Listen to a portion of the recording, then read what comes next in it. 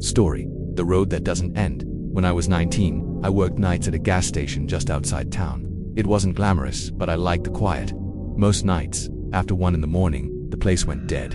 No customers, no noise except the hum of the lights and the rattling of the cooler fans.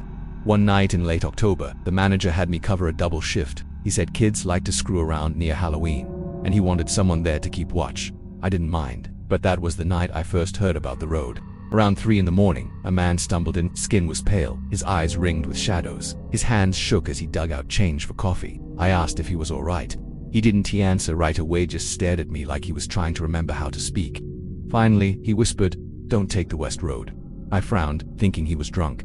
He leaned closer, his voice rough and raw. "If you see it, don't. It doesn't end. You drive and drive and it never ends. Don't follow it." He left before I could ask more, the coffee untouched on the counter.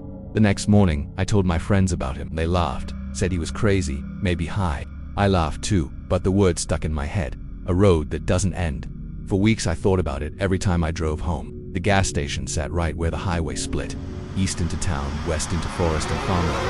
I always went east, but every night I caught myself glancing toward the westbound lane, half expecting to see something waiting there. Then, one night I did. It was early November. I'd stayed late at work finishing paperwork, and it was nearly 3 when I finally got on the road. The sky was clear, a thin sliver of moon hanging above the trees. I should have gone east, but instead I turned west, just to see. About 10 miles out, I saw it. A side road I'd never noticed before. No sign, no marker, just cracked asphalt veering off into the woods. I'd driven that highway my whole life. I knew every bend, every billboard. That road had never been there. I slowed, staring at it. The asphalt gleamed as though wet, though the rest of the pavement was bone dry. The trees leaned close, their branches knotted like fingers over the entrance. I should have kept going. Instead, I turned. The road narrowed almost immediately, the forest pressing tight on both sides. My headlights carved tunnels of pale light through the dark. The further I drove, the quieter it got. No crickets, no owls, not even the wind, just the low growl of the engine. I told myself I'd go 5 minutes, then turn back, but 5 stretched to 10, 10 stretched to 20.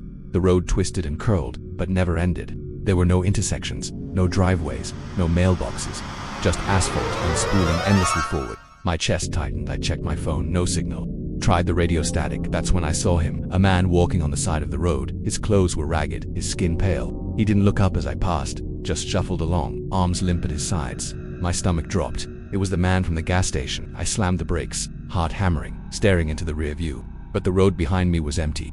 Panic prickled under my skin. I threw the car in reverse, planning to back out the way I'd come. But when I looked forward again, the road stretched endlessly ahead, and when I looked behind, it stretched endlessly that way too. No matter which way I turned, there was only road. I drove faster, the trees pressing closer, the asphalt unrolling beneath my wheels. My hands ached from gripping the wheel. My eyes burned from staring into the dark. Minutes bled into hours. Still, the road went on. Then headlights' relief surged through me. Another car. I honked, flashing my brights. The car slowed. For a moment I thought they might stop. Then I saw the driver. It was me. My own face stared back at me through the windshield, pale and wide-eyed. Same dent in the bumper, same cracked mirror. The headlights flared, blinding white, and I swerved, tires screaming, crashing nose first into the trees. The airbags burst, choking me with powder. I gasped, clawed the door open, stumbled out. My car was totaled, hood crumpled, steam rising. But when I turned back to the road, it was empty. No other car, no headlights, just silence. I staggered to the shoulder, chest heaving. That's when I heard it whistling. Soft, tuneless, drifting from the trees. "Help," I shouted, desperate. The whistling stopped. A shadow moved between the trunks, tall and thin. Slowly, it stepped into the light. It was the man from the gas station again. His eyes were hollow, his skin cracked like dried mud. In his hand he held a lantern, though no flame burned inside. He raised his head. When he spoke, his voice was my own. "You shouldn't have come here." I ran. Branches clawed my arms, roots caught my feet, but I ran until my lungs burned. Somehow, impossibly, I found the road again. My wrecked car was gone. In its place sat a different car, old and rusted, its doors hanging open. I climbed inside, desperate for shelter. The seats were shredded, the wheel cracked with age. On the dash lay a wallet. My wallet. I picked it up with shaking hands. Same leather, same ID inside, but the photo was wrong. I looked older 10 years, maybe. My skin pale and cracked like the man's, my eyes hollow. A sob tore from my throat. I dropped it and stumbled back out. The forest pressed tighter, the road shimmering like heat haze. I walked, then ran, then staggered until my legs gave out.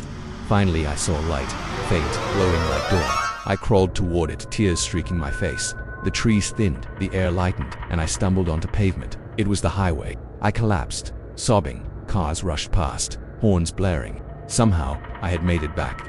When I looked over my shoulder, the side road was gone. Only forest remained. That was 3 years ago. I never told anyone, but sometimes, late at night, I see it again. A shimmer at the edge of the highway, and I hear whistling, faint and tuneless. I don't drive west anymore, but I know one day, the road will find me again.